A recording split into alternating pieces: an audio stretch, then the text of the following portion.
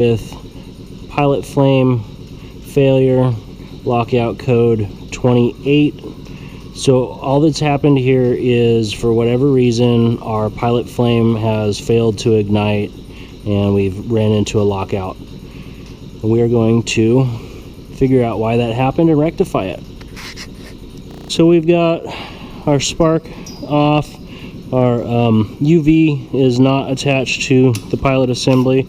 We're all isolated and locked out and tagged out, and we're coming through, dropping 2 screws out of there. Now we're going to be wedged into the front of the burner.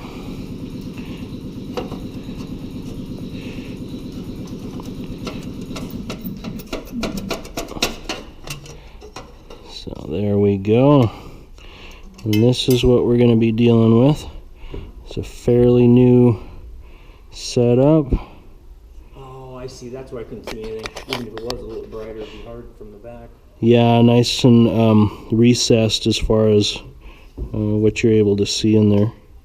So what we're going to do is verify our gap is in relationship to our air hole, and that the electrode is center equal relationship to the pilot orifices itself.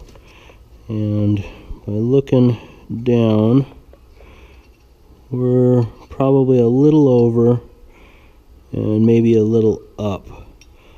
So I'm going to back off our screw here and give that a little ability to move.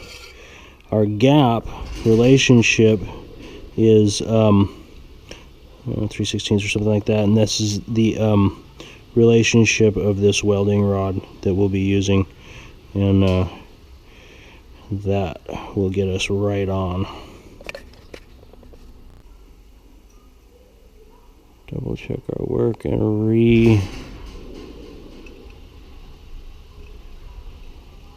redo that process.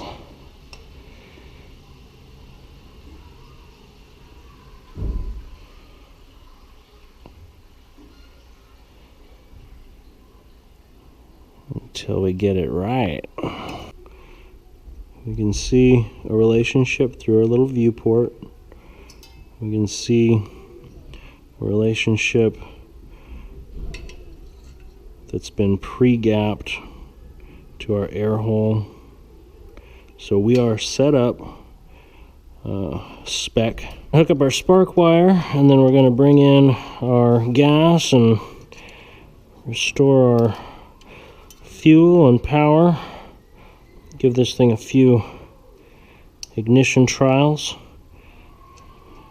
and test our flame signal on ignition.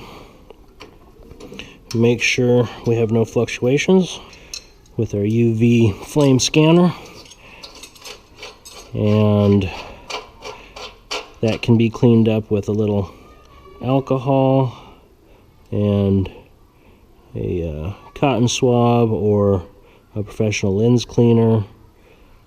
And then for the torque on that, you just need a snug fit that holds this thing straight, no obstructions, and you don't want to torque it too hard. There's always a possibility you shatter the glass. Okay, so we've restored power, fuel, everything's checked. Now it's time to start our test sequences. We are going to come up with an alarm still when power is restored until such point as we go ahead and reset.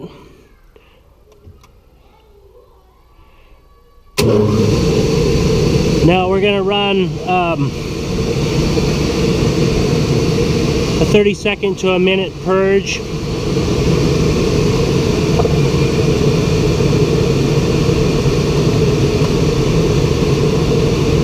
Based off of this card, 60-second purge.